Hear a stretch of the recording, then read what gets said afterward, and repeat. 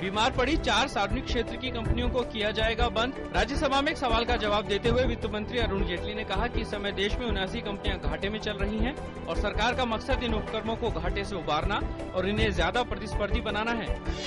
राज्यसभा में काटजू के मामले को लेकर आज भी हुआ हंगामा और सदन की बैठक 10 मिनट के लिए स्थगित करनी पड़ी।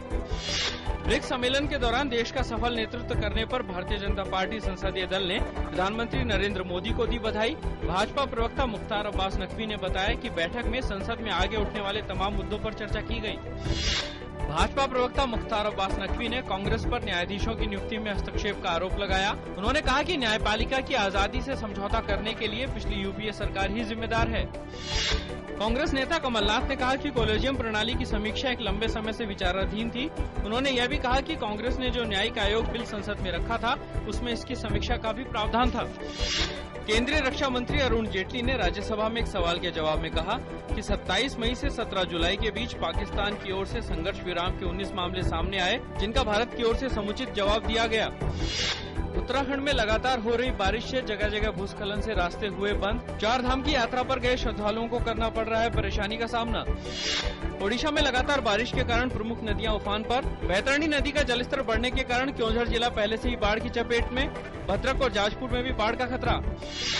शुरुआती कारोबार के दौरान शेयर बाजार में देखी गई तेजी। सेंसेक्स 119 अंक की तेजी के साथ 25,835 पर खुला। निफ्टी भी 23 अंक बढ़कर 7,708 पर खुला। आज के शुरुआती कारोबार के दौरान डॉलर के मुकाबले रुपया 8 पैसे सुधरकर 60 रुपए 22 पैसे प्रति डॉलर पर खुला। कल के कारोबारी सत्र के दौरान डॉलर के मुकाबले रुपया 2 पैसे कमजोर होकर 60 रुपए 30 पैसे प्रति डॉलर पर बंद हुआ था।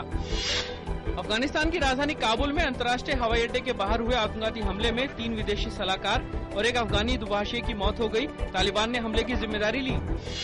गजा पट्टी में इजरायल और हमास के बीच भीषण संघर्ष जारी। इजरायल की ओर से गजा शहर में अल-अक्सा अस्पताल पर बमबारी की गई। इस हमले में 5 लोगों की मौत हो गई और लगभग 70 लोग घायल हुए। पूर्वी यूक्रेन में दुर्घटनाग्रस्त हुए मलेशिया के विमान के ब्लैक बॉक्स मलेशिया के विशेषज्ञों को सौंप दिए गए।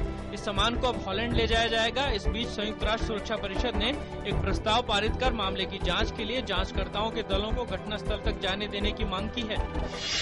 मशहूर गायक मुकेश की आज जयंती है। मुकेश का जन्म 22 जुलाई 1923 को दिल्ली में हुआ। उनके गाए गीतों को लोग आज भी याद करते हैं।